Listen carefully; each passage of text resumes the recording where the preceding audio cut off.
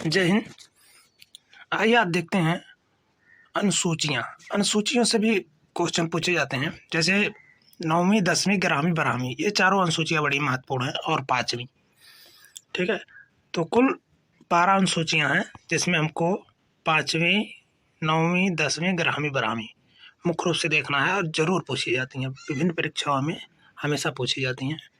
तो चलिए सबसे पहले हम चर्चा करते हैं पहली अनुसूची। अब देखिए, पहली अनुसूची जो है,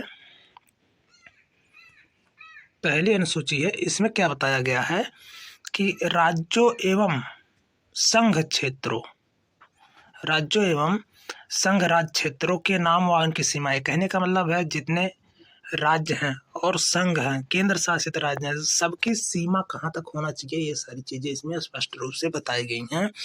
और ये जो है अनुच्छेद 1 से लेकर 4 तक है। फिर देखिए दूसरी अनुसूची, कहने का मतलब केंद्र राज्य संबंध की बात करता है, तो पहली अनुसूची हो जाएगा। और दूसरी अनुसूची में क्या है, थोड़ा इसको लाइनिंग कर दें। हाँ, ये तो पहली अनुसूची केंद्र राज्य संबंध हो गया, या केंद्र राज्य की जो सीमा वगैरह पूछता है, कहने का मतलब उसकी जो वास्तविक स्थिति कहाँ तक है, ये सारी चीज़ें पहले में हो गया। ठीक है, और दूसरी अनुसूची में राष्ट्रपति है, राज्यपाल है, लोकसभा है, राज्य विधानसभाओं के अध्यक्ष उपाध्यक्ष, राज्यसभा, राज्य विधान परिषदों के सभापति उपसभापति, सर्वोच्च न्यायालय, उच्च न्यायालय, और नियंत्रक यानी भारत का नियंत्रक, महालेखा, और परीक्षक पदाधिकारियों की वेतन भत्ते व पेंशन। सिंपल भाषा में आप इतना कह सकते हैं कि पहले वाले में केंद्र राज्य संबंध, केंद्र राज्य के बारे में बताया गया, कहाँ से कहाँ तक होना चाहिए, क्या क्या इनकी सीमाएं हैं। और दूसरी अनुसूची में उस केंद्र और राज्य में कार्य करने वाले अधिकारियों के वेतन भत्ते व पेंशन की बात कही गई है। सिंपली आप समझिए, कोई राज्य होगा, कोई केंद्र होगा, कोई भी सरकारें होगी, कोई भी अधिकारी कर्मचारी होगा, तो उस राज्य में निवास करेंगे। आप ऐसे याद रखिए, राज्य होगा, फिर उसमें कर्मचारी अधिकारी होंगे, और कर्मचारी अधिकारी वैसे तो सुनेंगे नहीं, बिना पैसा का काम करेंगे, अरे वेतन पाते उसके बाद भी घूस ले लेते हैं, बड़े लतखोर होते हैं। तो इसमें क्या होगा कि पदाधिकारियों के वेतन भत्ते व पेंशन, यानी पहले में राज्य केंद्र, और दूसरे में उससे संबंधित अधिकारी, जिनकी पेंशन भत्ता वेतन सुख सुविधाओं के बारे में पूरी तरह से बताई गई है, जो उनको दिया जाता है। और इसमें देखिए आर्टिकल्स कौन कौन से जुड़े हैं, अनुच्छेद 59, 65, 75, 97, 125, 148, 158 और 164, 86 यानी 186 और 201, ये सारे आर्टिकल्स इनसे जुड़े हुए हैं।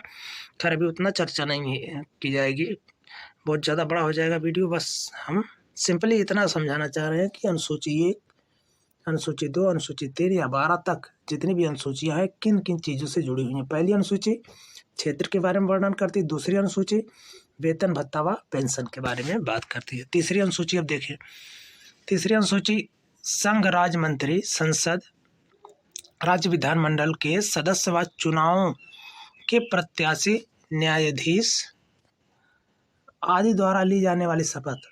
अब देखिए, जब सारी चीज़ें क्लियर हो जाती हैं, कितना आपको पेंशन दिया जाएगा, इतना भत्ता दिया जाएगा, इतना ही होगा, सारी चीज़ें जब क्लियर कर दी जाती हैं, तो उनको पद दे दिया जाता है। और पद देने के बाद हर एक कर्मचारी, अधिकारी या मंत्री, मुख्यमंत्री जितने भी होते हैं, प्रधानमंत्री या न्यायाधीश, सबको क्या लेना पड़ता है, शपथ लेना पड़ता है कि हम अपना काम ईमानदारी से करते हैं या करेंगे। ये सारी चीज़ें उनको लोगों के सामने, अपने उच्चतम अधिकारी के सामने बोलनी पड़ती है, लेकिन करते हैं सब उल्टा, है कि नहीं। वो एक फॉर्मेलिटी होता है सिर्फ, बस, और कुछ होता नहीं है। खैर उससे क्या मतलब, तो तीसरी अनुसूची में शपथ, उनके द्वारा ली जाने वाली शपथ की चर्चा की गई है। इसमें देखिए अनुच्छेद 75, 84, 99, 124, 148 और 164, 173, 188, 219, ये सारे आर्टिकल्स जुड़े हुए हैं, अनुच्छेद जुड़े हुए हैं। आगे देखिए चौथी अनुसूची, राज्यों और संघ क्षेत्रों के लिए राज्यसभा में स्थानों का आवंटन। इसमें देखिए स्थानों का आवंटन, ठीक है, राज्यसभा में स्थानों का आवंटन, इतना आप ध्यान रखिएगा। ये खैर ज़्यादा महत्वपूर्ण भी नहीं है, अनुच्छेद 4 और 80 से जुड़ा हुआ है। फिर आगे देखिए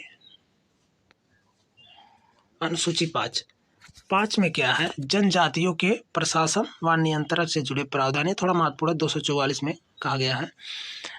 5वीं अनुसूची, अनुसूचित क्षेत्र व जनजातियों के प्रशासन तथा नियंत्रण से जुड़े प्रावधान, मतलब इसमें कुछ ऐसी उनको नियमावली दी गई है, कुछ ऐसे अलग से अधिकार दिए गए हैं कि उनके मतलब अधिकार का कोई शोषण नहीं कर सकता या उन पर कोई गलत तरीके से व्यवहार नहीं कर सकता, इस तरह की बातें, जैसे SC/ST एक्ट वगैरह इसमें है। तो ये सारी चीज़ें इसमें बताई गई हैं 5वीं अनुसूची में। 6ठी अनुसूची देखिए, इसमें असम, मेघालय, त्रिपुरा, मिजोरम जो पूर्वोत्तर के राज्य हैं, इन राज्यों के जनजातियों के प्रशासन के बारे में बताया गया। असम, मेघालय, त्रिपुरा, मिजोरम, इन प्रजातियों के या जनजातियों के प्रशासन के बारे में बताया गया है, यानी 244(2) और 275(1), ये इसमें चर्चा की गई है। अब देखिए 7वीं अनुसूची। 7वीं अनुसूची में क्या है, तीनों अलग अलग सूचियां रखी गई हैं, जैसे संघ सूची जिस पर केंद्र सरकार कानून बनाती है, राज्य सूची जिसमें राज्य सरकारी कानून बनाती हैं, और समवर्ती सूची जिस पर दोनों लोग कानून बनाते हैं। तो इसके बारे में चर्चा की गई है और अनुच्छेद 246 से इसका संबंध है। 7वीं, 7 से 7वीं, 7 से सूची, तो इस तरह से आप याद रख सकते हैं। अगला देखिए 8वीं। 8वीं में 22 भाषाओं को मान्यता प्राप्त जो 22 भाषाएं संविधान में लिखी गई हैं या संविधान में वर्णित हैं, उसके बारे में चर्चा की गई है। अनुच्छेद 344 से 351 तक इसमें मुख्य रूप से बात की गई है। आगे 9वीं वेरी इंपॉर्टेंट है, भूमि सुधार और जिम्मेदारी उन्मूलन के बारे में इसमें चर्चा की गई है। उससे संबंधित अधिनियम, नियम या विनियम, ये सारी चीज़ें इसमें बताई गई हैं। और अनुच्छेद 31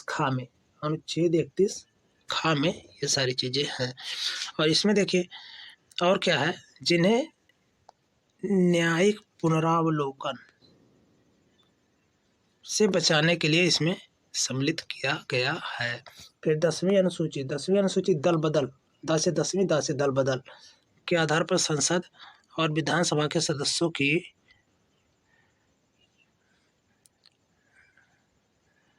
इसमें दल बदल के आधार पर संसद और विधानसभा के सदस्यों की निर्भरता से संबंधित उपबंध हैं। तो कहने का मतलब बस इसमें इतना याद रखना, दल बदल संबंधी कानून 10वीं अनुसूची में है। यानी किसी भी पार्टी को आप नहीं पसंद कर रहे हैं या कोई पार्टी है जिसमें आप रहे हों और उसकी गतिविधियों को, उसके नियम कानून को, उसके विचारधारा से आप जब संतुष्ट नहीं होते दूसरी पार्टी बदल लेते हैं, तो इसमें आप दल बदल कर सकते हैं। कहने का मतलब है आप पूरी तरह से स्वतंत्र है। एक संवैधानिक अवधारणा है या कह सकते हैं नियमावली बनाई गई है कि आप एक पार्टी से दूसरी पार्टी में जा सकते हैं, कोई आपको रोक टेक नहीं सकता है। और साथ ही देखिए अनुच्छेद 102 में और 191(2) में ये चीज़ें रखी गई हैं। अब 11वीं अनुसूची, पंचायतों की शक्तियाँ व उत्तरदायित्व निर्धारित किए गए। कहने का मतलब ये है पंचायती राज की व्यवस्था अनुसूची 11 में, यानी ग्रामीणों से संबंधित चीज़ें इसमें रखी गई हैं, ठीक है। और 243(6) में चीज़ें रखी गई हैं। 12वीं अनुसूची नगर पालिका और ये 243(ब) में रखा गया है। तो 11 हो जाएगा, तो गा से 11, गा से ग्रामीण क्षेत्रों के बारे में बात की गई है, ग्रामीण पंचायत के बारे में बात की गई है, बा से 12वीं हो जाएगा। और बा से बाहर आप समझ सकते हैं, बा से 12वीं, बा से बाहर, यानी कहने का मतलब गांव के बाहर जो होता है शहर होता है। तो इस तरह से आप इसको दिमाग में बैठाइएगा। 11वीं ग्रामीण, बा से 12वीं बाहर, यानी विदेश, या कह सकते हैं विदेश नहीं कहेंगे लेकिन अपने देश के परिप्रेक्ष्य में ही ऐसे ट्रिक बना लीजिएगा। बा से बाहर यानी शहर वगैरह के बारे में बात की गई है, नगर पालिका के बारे में।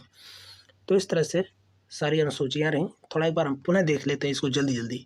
देखिए पहली अनुसूची केंद्र राज्य संबंध, दूसरी अनुसूची वेतन भत्ता व पेंशन के बारे में बात करता है, तीसरी अनुसूची जब वेतन भत्ता तो उसके बाद शपथ लेना पड़ेगा, ये सारी चीज़ें हो जाती हैं, है कि नहीं। जैसे आप कहीं जाते हैं तो सबसे पहले पूछते भैया कितना पैसा देंगे, ठीक है। इसको कहानी के माध्यम से आप समझ सकते हैं। जैसे कहीं आप जाते हैं तो सबसे पहले क्या कोई एरिया देखते हैं कहाँ हमको काम करना है, तो ये एरिया की बात पहला करता है। दूसरा आप देखते हैं तो पूछते हैं कितना पैसा देंगे, कितना वेतन देंगे, कितना और सारी चीज़ें सुख सुविधाएं कितनी मिलेंगी, तो तीसरी वाले में चलिए भैया हम काम कर लेंगे, तीसरी वाले में हम शपथ वपथ ले लेते हैं कि चलिए हम आज से काम करेंगे। चौथी में देखिए फिर शक्तियों का आवंटन कर दिया जाता है कि आप ये काम करिए, आप वो काम करिए, है कि नहीं। जब शपथ ले लेते हैं पूरी तरह से, आप काम करिए, राजी हो जाते हैं, तो आपकी शक्तियों को आवंटित कर दिया जाता है। तो इसमें जो विभिन्न अधिकारी होते हैं उनके शक्तियों का आवंटन, स्थानों का आवंटन, इस तरह से आप कह सकते हैं।